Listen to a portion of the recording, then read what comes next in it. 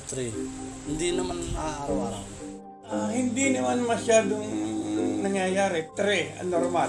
Pero pagka bagyo ay malimit mangyayari. Almost 5. 5. Ngayong month, 5.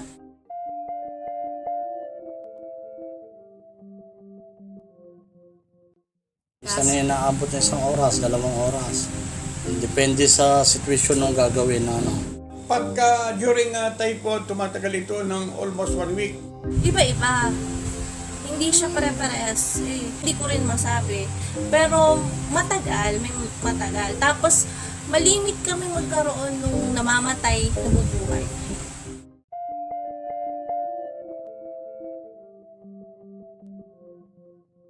Mga puno na sumasampay o dumidikit sa linya ng kuryente, pag sila'y gumagawa, nagre-repair sila ng mga pangakwa ng poste, naglilipat, ay pinapatay muna nila ang power para maging safe naman sila sa kanilang paggawa.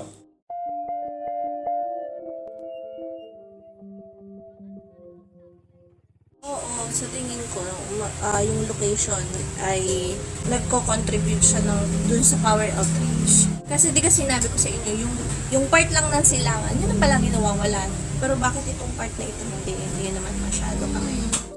Hindi pare-parehas eh. Kung minsan sa Ilaya, sa Silangan, hindi pare-parehas ang pagkawala ng kuryente.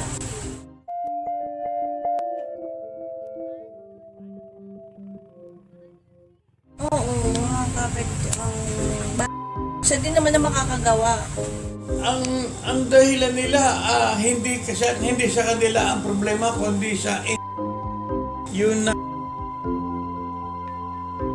yung nag-supply ng kuryente dito sa ating kaya wala silang holdings na magawa agad unless otherwise na yung siya ang gagawa ng paraan.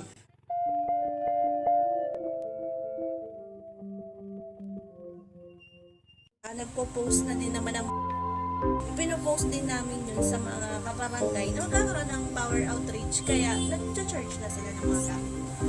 Pinupul ko na agad yung ng crude oil, yung aming generator at ini-announce ko sa aming mga BSW na kung kinakailangan na mag-charge sila ng kanilang mga gadgets, mga cellphone, ay pinapupunta ko rito at dito sila nag-charge at yung generator namin dito sa barangay ang ginagamit namin.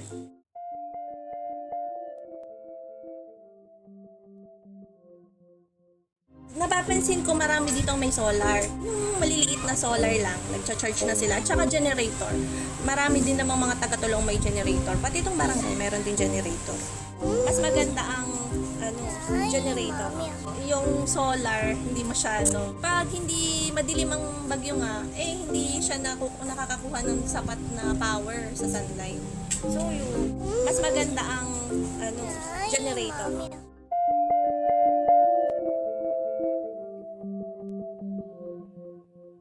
Malimit na inspection or clearing operation ang kailangan na gawin ng at ng kuwan na rin ng namumuno sa barangay para maiwasan yung power interruption dito sa barangay Tulo.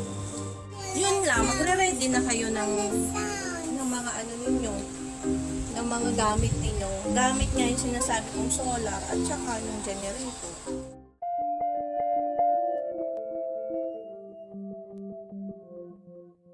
Generator, pag naubos ang oil, dadagdagan mo na yun. Pwede sa mag-provide ng solar, makatulong din. Pagka maganda rin, malakas ang ang power niya.